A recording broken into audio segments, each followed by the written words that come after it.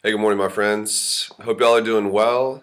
I was just praying before I hit the record button this morning, and I wanted to just ask God that for all those folks that are out there um, watching this, looking at similar resources, trying to figure out what to do in their situation, that you would just be blessed, that God would um, just watch over you and your health, watch over your kids, help your spouse, give you favor at work, help you work through the healing process, have joy in the midst of difficult circumstances. I was just thinking of the verse where Jesus he commands us as his followers. He says that we should seek first what God is up to, His kingdom, but what God is doing and His way of doing things, and that all these other things, these worries, these things in our lives, that He would meet those needs. And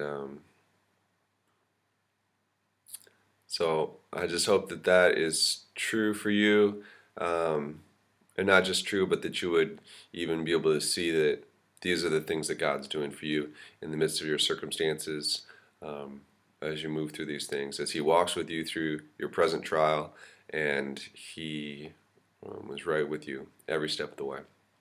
Okay, so today I wanted to do a video on why stand, and what I mean by that question is essentially I wanted to look at some things that I've seen and I think some good reasons to stand for your marriage, and some other reasons or motivations that I've seen folks have on blogs and comments, videos and whatnot, where for me a little bit eyebrow raising.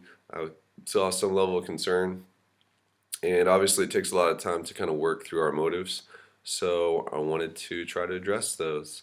Um, because folks are short on time, I'll just give you the list, and then we can dive into each of those individually.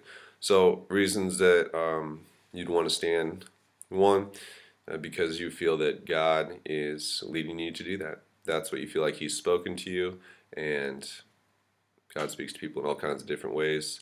If you ask people about that, you'll find some interesting things, and so that'd be the top one. I think the second one, a close second for me, is just if you feel like that with all the knowledge and understanding you have of the scriptures, of your circumstances, of what you think is the right thing to do as far as your morals and your values, that it would be real bad to betray those. And so if you don't feel like that's something you can do in like good faith, with a clear conscience, if you don't feel like that you're at a point where you can walk away, then I think that you should take stock of that and come up with a plan, to continue to research and talk to people and look at standing and waiting and just consider that further. Okay, so the reasons why maybe it's not such a good idea to stand, or some poor motives for standing. And these are the ones that I've seen. So one would be, in no particular order, something called codependence. Number two would be if you are trying to make up for past mistakes rather than just accept the forgiveness that's already been freely offered you. Number three would be if your spouse or your children have become some kind of idol. They've taken a place in your life that's ahead of God, we could say. And the fourth one is a strange one that I came across gradually, but I've seen a number of times, and it's something, I'll just call it, that you feel that you are standing so that your spouse won't go to hell. And I'll dive into that a bit because it didn't strike me clear in the beginning what people meant, why they were doing what they were doing, and kind of the rationale behind it. Okay, so let's start with the first one, codependence. If you've done some reading, um, you may have heard this term, and you may not know what it means. No worries. It's actually, I've always found it to be a bit of a confusing concept in general is how it's applied. And what I found is there's not a real consensus view or definition that everyone has for this term. So oftentimes people throw it around and they mean different things by it.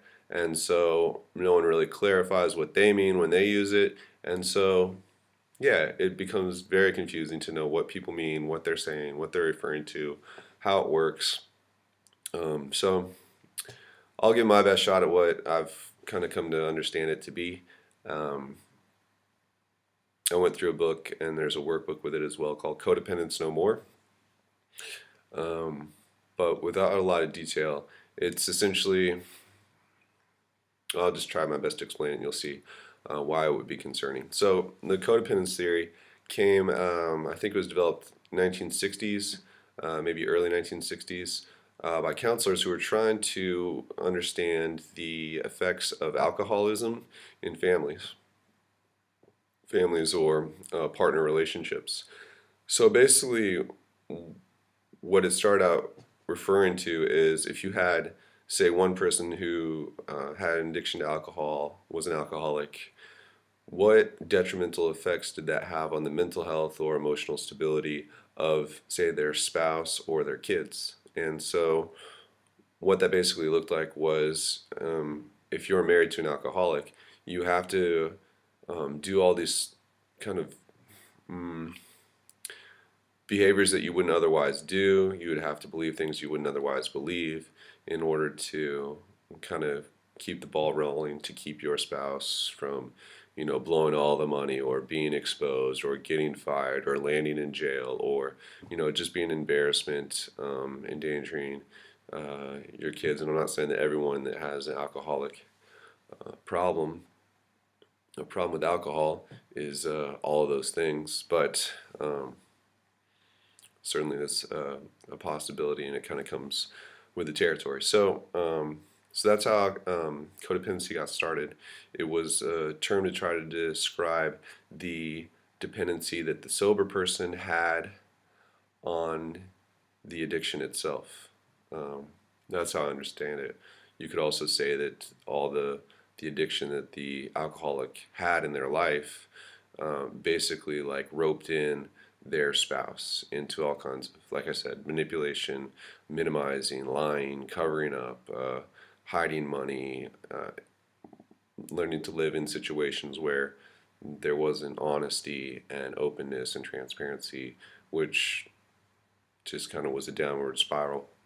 Okay, so that's codependency. Since the 60s and 70s, they've continued to look at this theory and find other ways where people can develop these kind of I guess it would be some form of mental illness or something. Eventually, is like the end product for, you could say, the sober people or the more healthy person in the relationship. Eventually, like drags them down and deteriorates their standard of living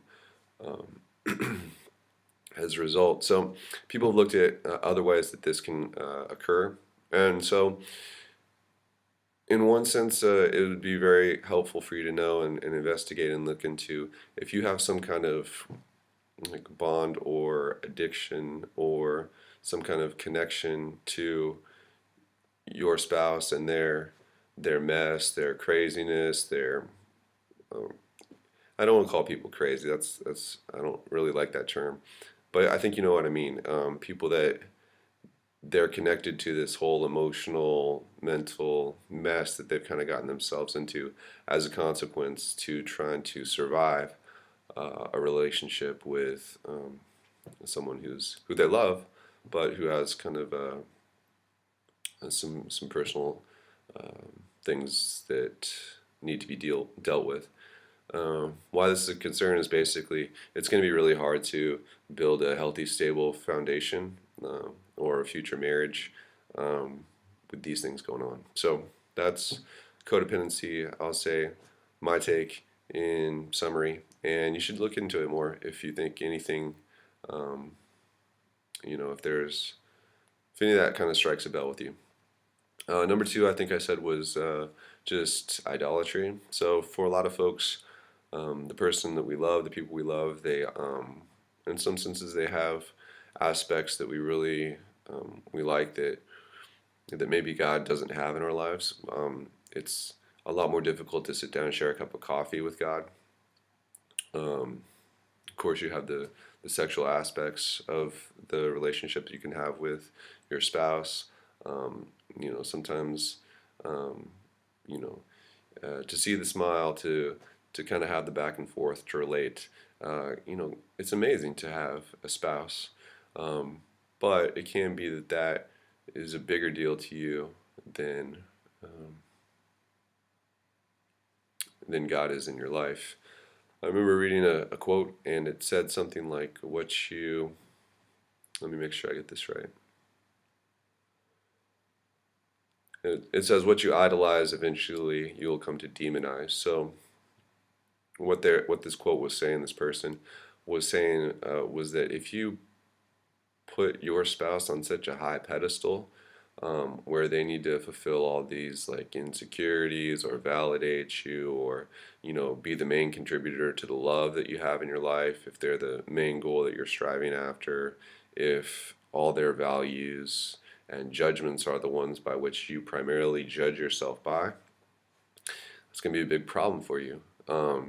If you talk about the ways that they fulfill you and help you and benefit you and bless you, I mean, everyone knows, I think, just mentally that, I mean, no one on the planet is going to be able to love you to the degree that you'd like to be loved, or always respect you, or always treat you right, or judge you fairly, or understand where you're coming from. That's not going to happen.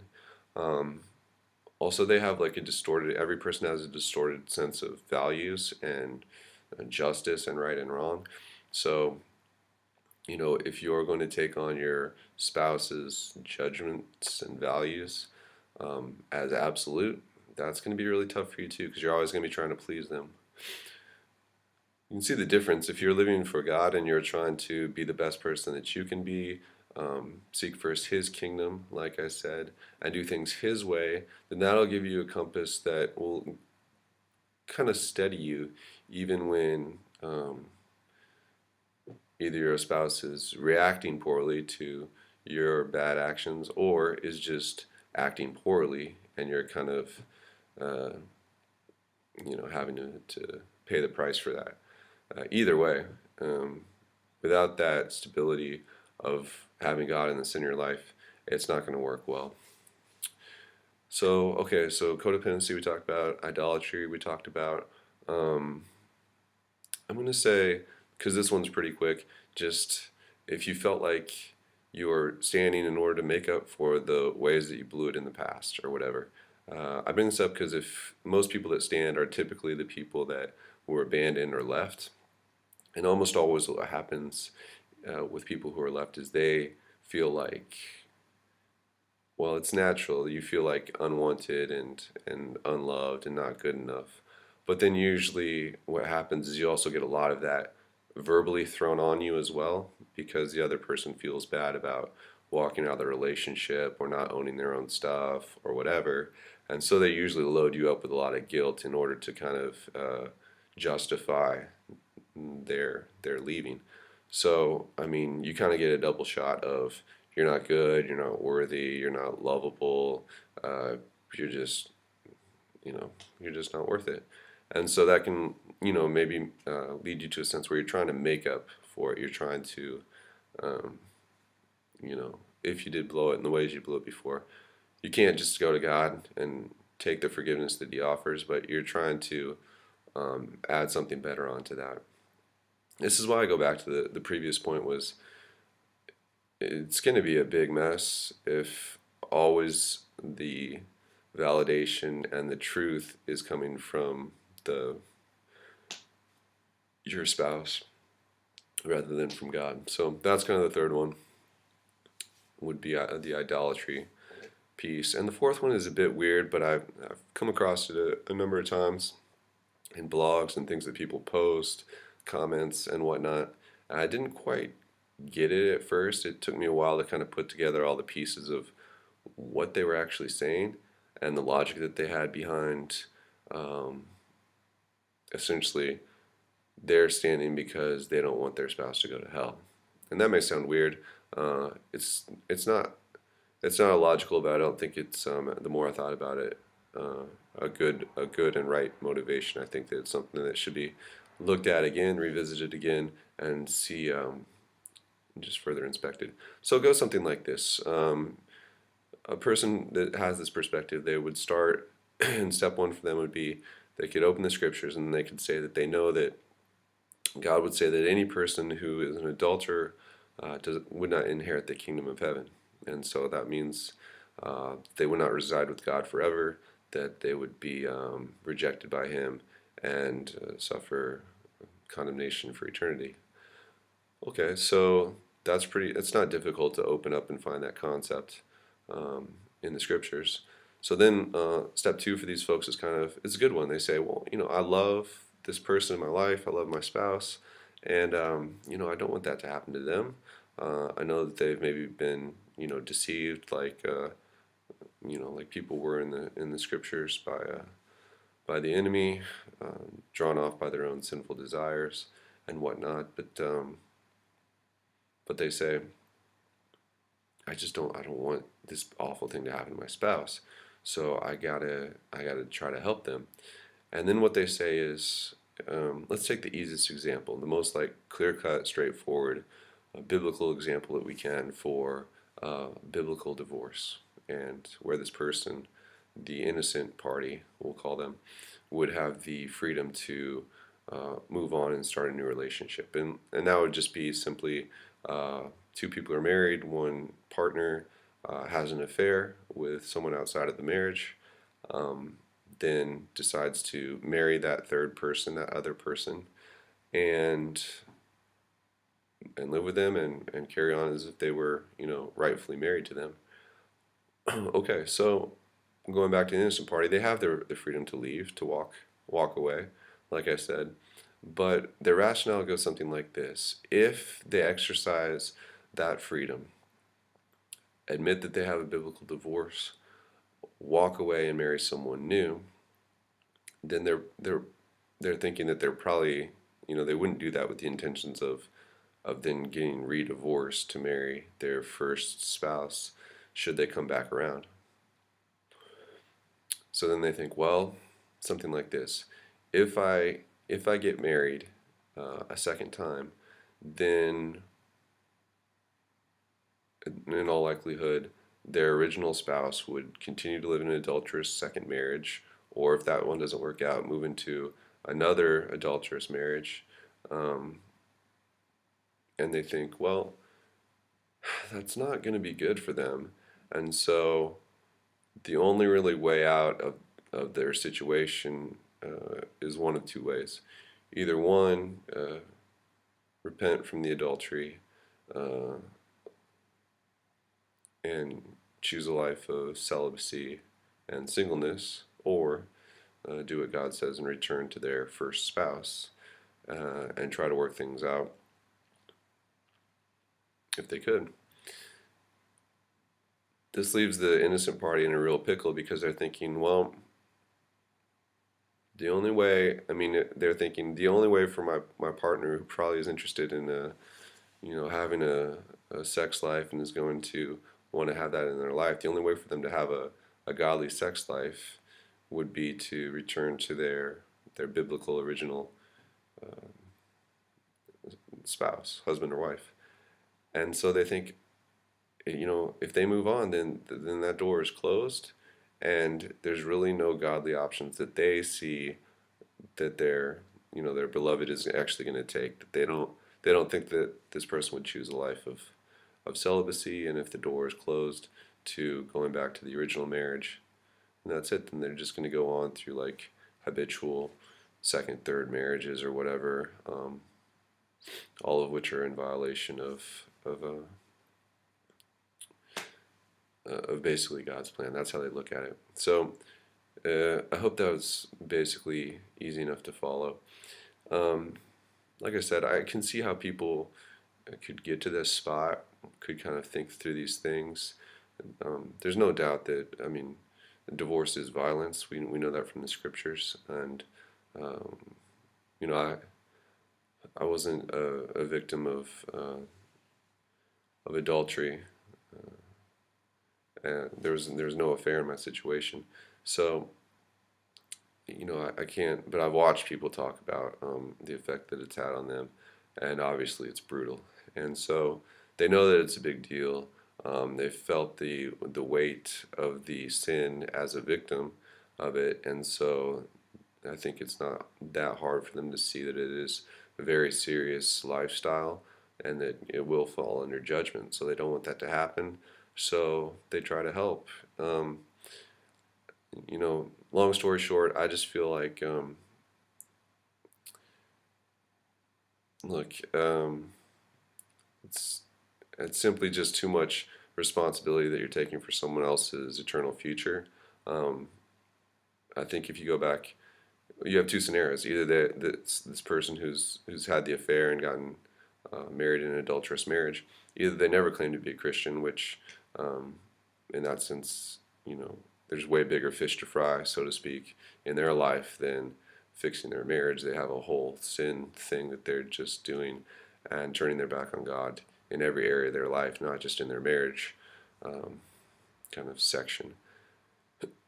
Or so the first option is pretty clear cut. The second one is, well, if they claim to be a Christian, then you got to really come to terms with if that's true. You're probably not going to be able to judge that perfectly, but if you take them at their word, then you have to go back and look at the scriptures and look at the way that people come into salvation, how much of that is based on an individual's works, how much of that is based on the individual's faith in the works of Christ. I think the New Testament makes that crystal clear that it's not some kind of ratio of the two. It's solely on the works of Christ for all people, adulterers or not adulterers. And so that would really have to apply to a Christian who has gotten into rebellion, who has, chosen a sinful lifestyle. And I think we have to be a little bit humble because adultery is interesting in the sense that it is kind of basically like one of two scenarios that we have uh, you know, explicitly talked about in the New Testament as sins that can dissolve a biblical covenant that two people have made between each other and that they've made with God. I won't get into why it's not like a stealing that's able to do that in a marriage, or say greed, or lying, or cowardice, or there's a lot of other sins, but adultery does have an interesting destructive power that other sins don't seem to have in light of the scriptures. What you can also notice about adultery is that uh, it's not given a special category when it comes to a person's salvation. So nowhere do we see that if a person, um, you know, is an adulterer, that they're going to negate the saving work of Christ in their life. And like I said before, I think we need to be a little bit humble and honest because although we might not personally be um, in the full sense of having carried out the act of adultery, we know that people lust after those that are not their spouses, and so the scriptures would say that we're kind of, at least in our mind or in our hearts, um, involved in adultery, uh, in a lesser sense, in a sense where we lusted after someone else. But it's not just about lust. It's like I said, there's many other reasons. Liars are included in this list that I started with, that of people who won't inherit the kingdom of heaven.